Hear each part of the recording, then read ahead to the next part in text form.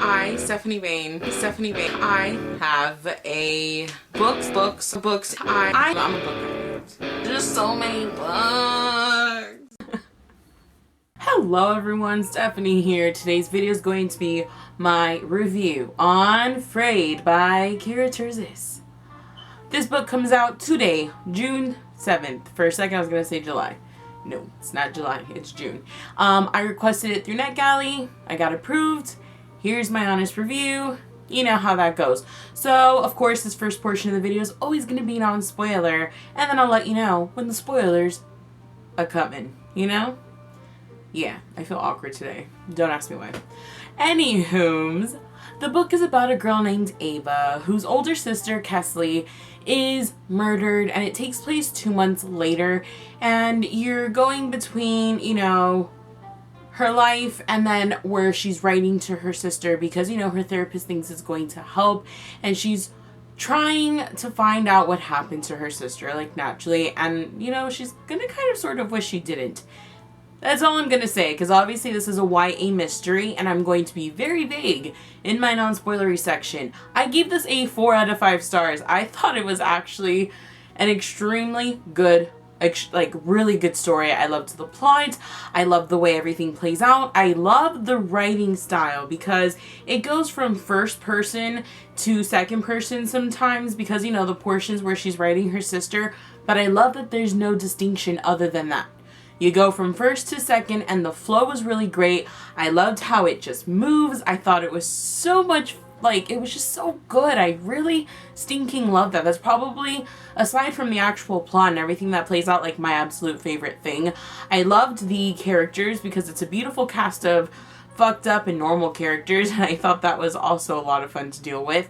But overall, I really did enjoy this story. I wasn't expecting to, because mystery, first off, is a very hard genre to do, and I've read only a few YA mysteries, and they're usually not as good.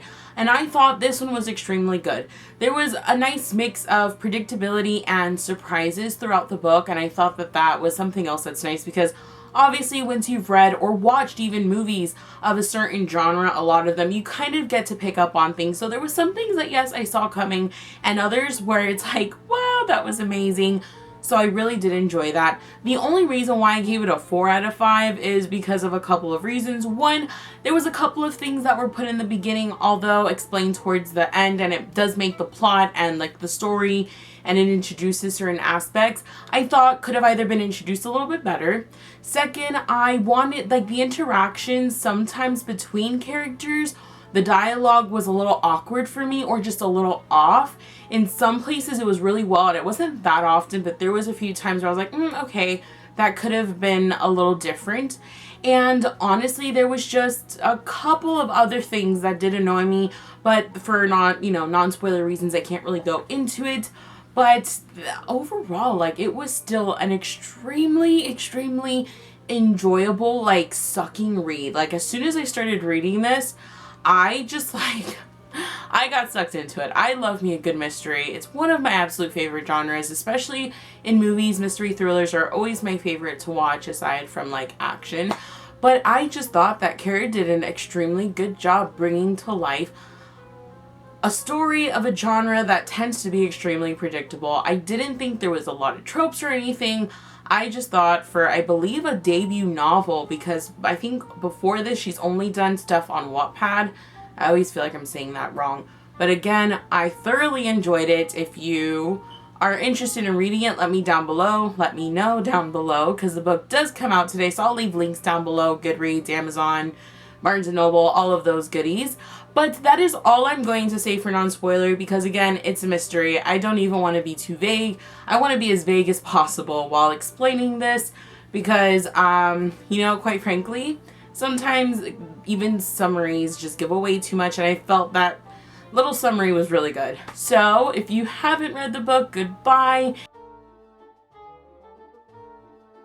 And if you have, hello. So, I mean, there's only a couple of things I really wanted to talk about. First off, I really did enjoy Ava.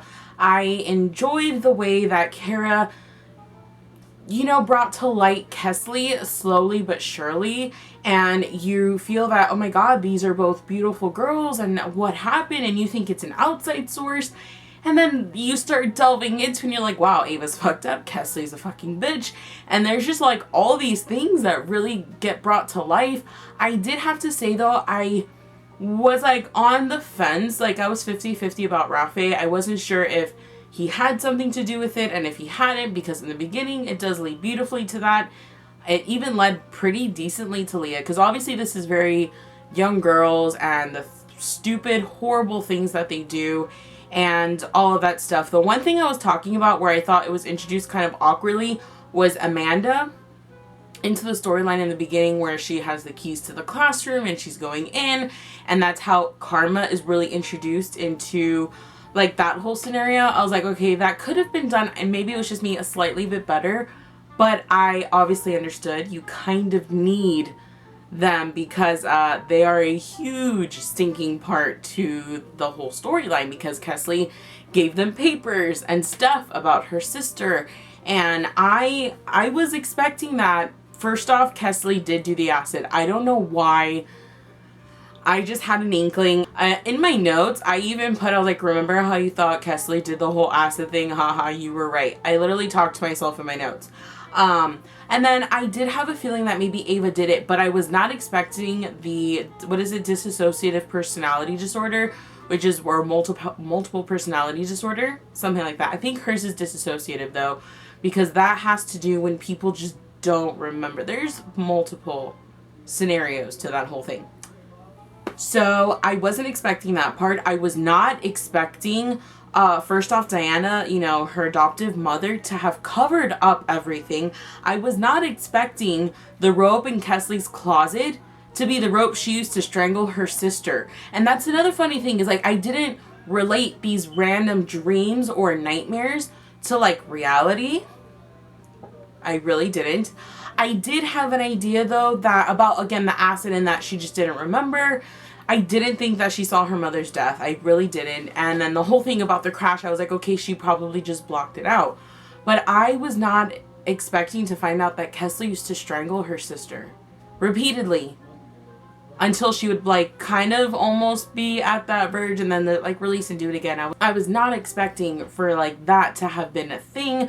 Like the whole like rope, that's the rope she used on her sister to strangle her. I really did like Rafe. I thought Jackson was a fucking douche. He not only oh, and that's another thing I dislike about her sister. She was with freaking Jackson in the beginning of Jackson and Ava's relationship. I thought that was another horrible thing. And there was just so many things. Like, these characters were assholes. Leah was an asshole because all she wanted was Jackson. Jackson didn't give three flying fucks about Ava, because the moment she was just like, I need a moment, he was on to the next girl. And you know what the thing is though? I never felt all this craziness that was going on. Because you know how sometimes you read a book and there's crazy things going on, but it's not like, it doesn't fit, it just seems really out there, they just randomly threw all these things together. I did not feel that way about this book. I thought the things that happened were maybe, and like, even if it's not something believable, it was just very realistic the way it was written out. And again, I loved how it went from first person to second person. Like the whole like her talking to like I want to keep saying Kelsey, but it's Kesley. I just loved it. But I loved this cast of horrible characters. Like, there was like, Diana was a horrible mother, freaking her parents, and then Amanda and them. But, you know, that's something that I liked. That, oh, and that was something else that I just remembered. It was very Pretty Little Liars to me. That group, Karma, was very much like Pretty Little Liars. Kesley was like freaking, whatchamacallit, what's her name? Allison. And like, you know, the others were, well, the others, that much was very like that, how, you know, they felt that Kesley like brought them out and gave them a sense of belonging, but they covered for her and they did all that stuff. I was like, yeah, that's Allison. And, you know, but I thought it was done really, really well. I really did enjoy it all. I really did love it. How did you guys feel about the book? Did you like it? Did you hate it? Were you surprised by certain things, or did you completely see everything coming from a mile away? And the ending was really sad. And also, I felt so heartbroken for Ava, though. Like, there was some moments where he didn't actually shed a tear. but I was very close to it because I was just like, oh my god, that's so horrible what your sister did to you and you were so young. But anyway, that is all I have to say. Again, 4 out of 5 stars. I thought the book was super good, and it's something that I will want to reread. Like, it was just such an enjoyable read. The writing style was so enjoyable, and I stinking loved it. So I hope you guys enjoyed this, and I'll see you in my next video. Don't forget, all of the links will be down below. Goodbye.